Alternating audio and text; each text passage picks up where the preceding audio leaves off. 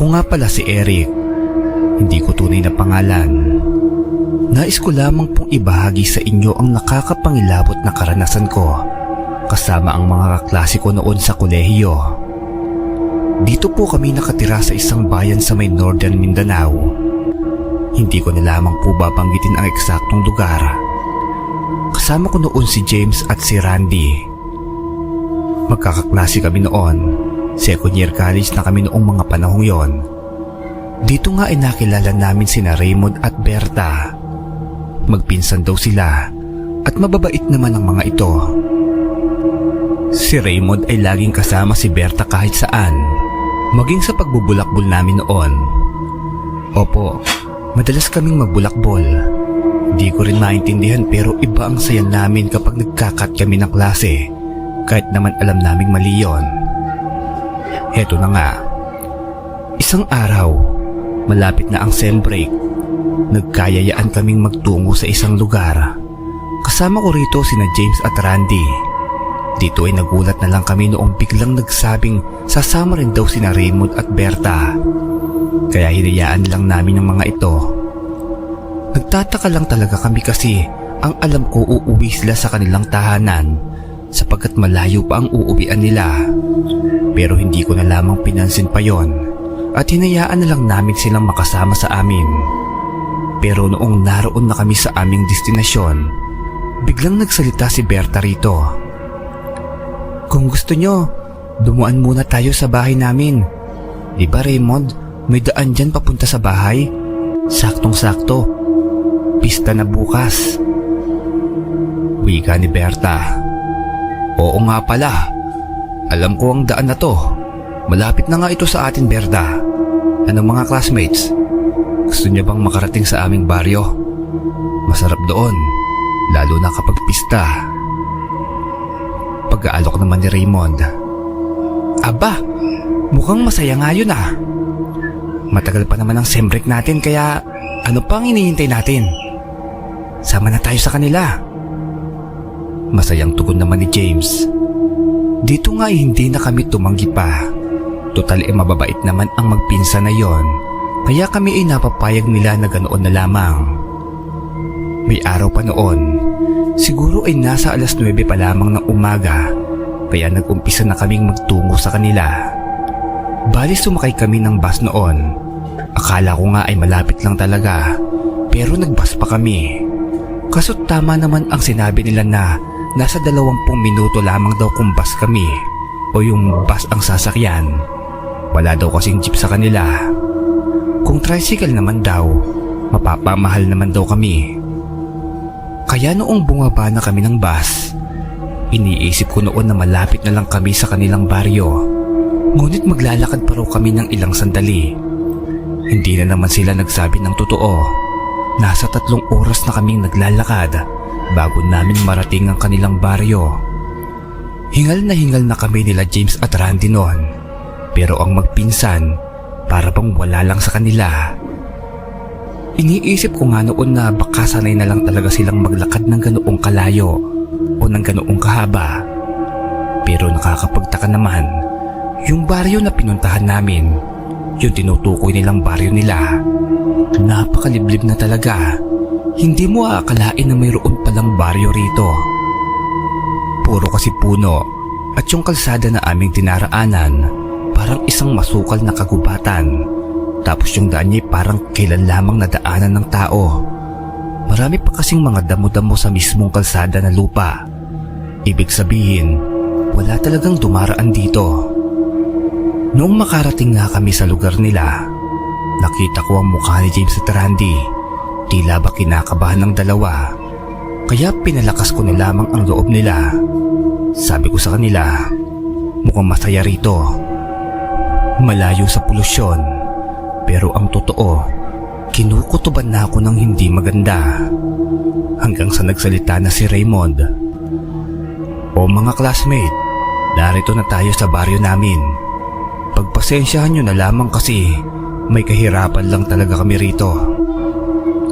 Wika ni Raymond. Ayon ba Raymond? Walang problema. Sanay na kami sa ganito. Tugon naman ni James. Dito ay sabay-sabay kaming napatingin nila James at Randy noong biglang may lumabas na matanda sa isang kubo roon. May dala-dala itong balde, pero ang nakapagpalaki sa mga mata namin, yung laman ng balde. Hindi kami maaaring magkamali. Punong-puno ito ng dugo. Kaso ang hindi lang malinaw kung ano ba ang gagawin niya roon. Nakatingin lamang ito sa amin tapos nakangiti siya. Nakakatakot po talaga ang pagngiti nito. Parang may kakaiba talaga. Doon pa lang ay sobra na talaga ang paghihinala namin. Tapos noong nasa tapat na kami ng bahay nila Raymond, pinapasok na niya kami sa loob ng kanilang bahay. Tapos ikinuha niya na lamang kami ng mga dilata, pati mga noodles. Ang nakakapagtaka talaga noong makita ko ang imbakan nila ng mga dilata. Napakarami talagang dilata, tapos parang mga luma na ito.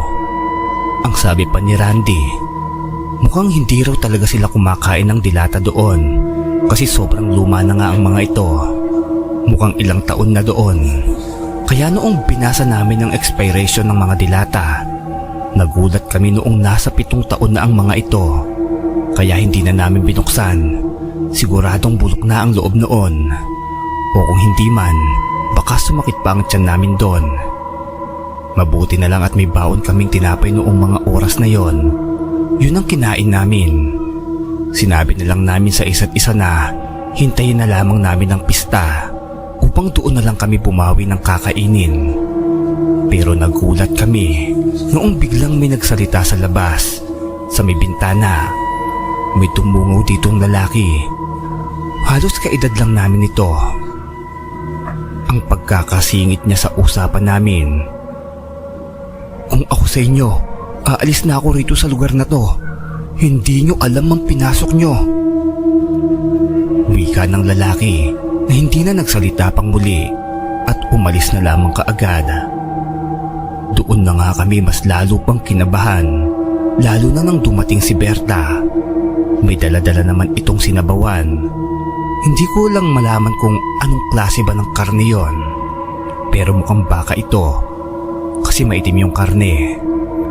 Pagtikim rito ni James, iniluwa niya kaagad ito. Ang sabi niya, wala raw lasa. Nahiya pa nga ako noon kay Berta kasi sa harap niya mismo iniluwa ni James yon. Pero naghingi naman ng pasensya si James at sinabing lagyan na lang daw ng asin kasi hindi siya sanay na walang lasa ang pagkain. Ngunit si Berta ay sinabing wala raw silang asin doon. Masyado raw kasing malayo yung palengke kaya hindi sila nakakabili noon. Ganun ba? Kalamansi, baka meron kayo. Yun na lang. Pampalasa rin naman yun eh. Dagdag pa ni James. Ngunit si Berta ay sinabi muling wala raw sila noon. Nakakapagduda na talaga. Wala silang asin at kalamansi. Naalala ko tuloy ang sabi sa akin ng nanay. Huwag daw akong mag-aalis ng asin at kalamansi sa bahay dahil takot daw doon ng mga aswang. Dito naman ay umalis na si Berta at iniwan ang pagkaing dala-dala niya. Medyo nagtatabog pa nga ito nung umalis. Dito ay nag-usap-usap kami. Iisa lang pala ang iniisip namin. Basta ang kailangan lang namin ay makalis na roon sa baryo nila. Mayroon kasing hindi tama. Hanggang maya-maya lang, halos magbaliktaran ng aking bituka sa aking mga natanaw sa bintana nila Raymond. Yung matanda na may dalang balde, yung balde na puno ng dugo.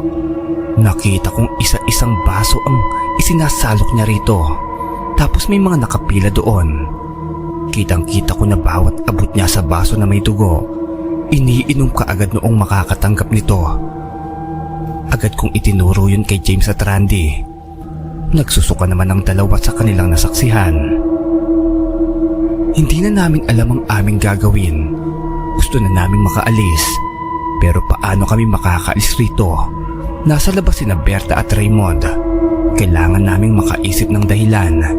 Kaya si Randy, tinawag si Raymond at sinabing, Raymond, naalala ko nga pala, yung tita ko, diyan nakatira sa kabilang bayan. Dadalawin ko sana, namimiss ko na kasi siya eh.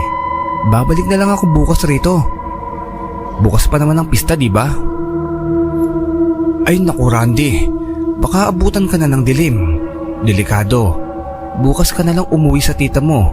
Promise, sasamahan kita. Tugon naman ni Raymond.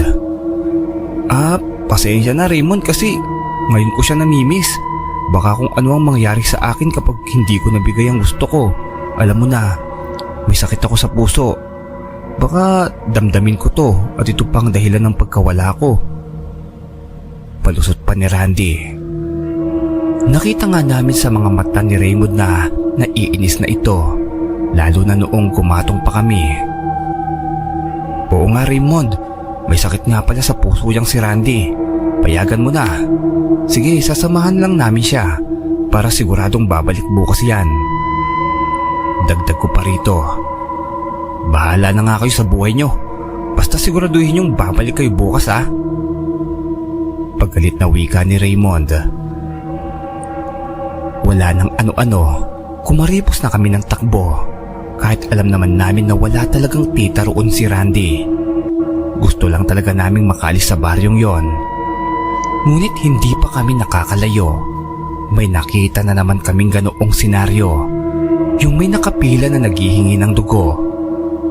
Napatingin naman kami sa nakapila na yon at binitawan ng kanilang mga baso nang makita nila kami. Unti-unting naglalapitan ng mga ito sa aming kinaroroonan. Kaya ang ginawa namin ay tumakbo na kami kaagad. Sabi sa amin ni Randy, kahit anong mangyari ay walang maghihiwalay. Siya lang daw ang susundan namin. Kaya ganoon ang ginawa namin ni James noon. Takot na takot kami habang tumatakbo. Alam namin na sinusundan nila kami. Hanggang sa malapit na ang takip-silim, hindi pa kami nakakahanap ng bayan. Liblib pa rin ang aming tinatahak. Nagsimula nang kumabog ng malakas ang aking dibdib, lalo na noong halos wala na kaming makita sa aming dinaraanan. Malapit nang mag-agaw ang liwanag at dilim, pero wala pa rin kaming nakikitang kahit isang bahay man lang. Mayroon kaming biglang narinig na kakaiba. Kakaibang huni yon, parang galing sa isang ibon na napakalaki sa himpapawid. Pagtingala namin, kitang-kita namin ang isang kumapagaspas na pakpak habang may kalahati ng katawan. Hindi kami maaaring magkamali. Isang manananggal. Sa takot namin, halos hindi na kami makahakbang pa, lalo na nung dumalapit na yung manananggal na yon. Noong makita nga namin ito ng malapitan, nakilala namin ang manananggal. Si Berta. Siya ang manananggal. Galit na galit ito at gustong gusto kaming dagitin. Mabuti at nakaiwas kami sa unang pag-atake niya. Sigaw na kami ng sigaw noon. Ngunit yung unang pag-atake nito, tinamaan sa katawan si James. Sugatan ito, kaya naman natumba siya. Si Randy naman, humawak ng kahoy. Ito yung pinanghampas niya sa manananggal na yon kapag dadagitin kami. Hanggang sa akala namin ay katapusan na namin noong mga sandaling yon. Pero mabait talaga ang Diyos. May narinig kaming putok ng baril. Mga nasa 5 putok siguro. Pansin naming tinamaan si Berta, yung manananggal. Tapos halatang nasasaktan ito, kaya nagmadali naman itong umalis at lumayo. Iyak kami ng iyak habang nilalapitan ng isang lalaki. May katandaan na rin naman ito. O mga iho, muntik na kayo ah. Saan ba kayo galing? Mabuti na lamang at dito ako dumaan, galing sa pangangaso. Kundi ay nakain na kayo ng mga aswang. Halika muna kayo, sumama kayo sa bahay ko. Gagamutin natin yung sugat ng kasamahan nyo. Wika ng lalaking yon. Nagtiwala naman kami kaagad sa kanya sapagkat siya ang tumulong sa amin. Nang magpakilala nga siya sa amin, noong makarating na kami sa kanilang tahanan, dito ay naabutan pa namin ang kanyang anak. Halos kaedad lang din namin ito. Babae ito at maganda. Nahihiya pa nga ito sa amin noon, pero maya-maya lang ay nagtimpla pa ng kape. Mababait ang mag-aama na to, Kaya naman inamin na namin ang aming karanasan sa baryo nila Berta. Sabi ng lalaking tumulong sa amin, wala raw talagang nakatira doon sa sinasabing baryo na yon. Madalas daw siyang mangaso roon. Wala daw mga tao. Pero kapag ganitong buwan daw, maraming lahi ng aswang ang pumaparoon. Tapos mag-iimbita ng mga tao para raw sa pista. Pero ang totoo, sila ang ihahanda sa pista na yon. Kaya malaking pasasalamat namin at napansin namin kaagad yon at nakatakas kami sa baryo ng mga aswang. Doon na rin kami nagpalipas ng gabi at kinabukasan nga ay hinatid kami sa sakayan noong lalaking yon. Pasensya na kayo, hindi ko na kasi maalala ang pangalan niya. Medyo pang sinauna kasi ang pangalan ni Manong, pero napakabait niya. Siya ang dahilan kung bakit narito pa kami sa mundong ito. Maayos kaming nakabalik sa aming mga pamilya. Tapos nireport namin sa paaralan namin ang dalawa naming kaklase na yon. Napag-alaman pa nila na peke ang mga dokumento na ginagamit nila Berta at Raymond. Galit na galit naman ang aming mga magulang noong malaman yon. Sa ngayon, halos 3 dekada na ang nakakalipas. Sariwa pa rin sa amin ang pangyayaring yon. Idagdag ko lamang po, namatay rin pala si Randy dahil nga sa sakit nito sa puso. Inatake po ito. Totoo pala ang sinasabi niyang may sakit talaga siya. Hanggang dito na lamang po. Maraming salamat po sa inyo.